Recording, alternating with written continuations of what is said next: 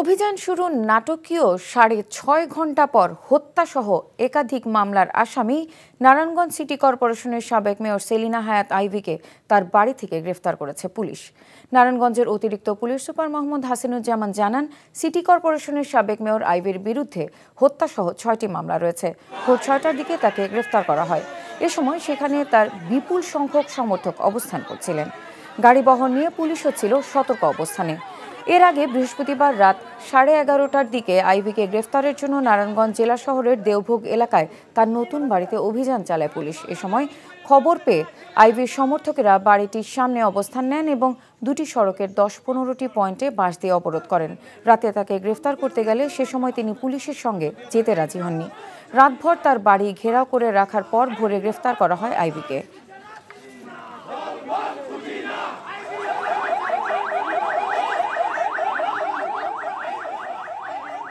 Bundle থাকলে প্রতি সেনমানিতে টাকা বাঁচবে। বিকাশ সেনমানি বান্ডেল কিনে জিতুন প্রতি লেনদেনে।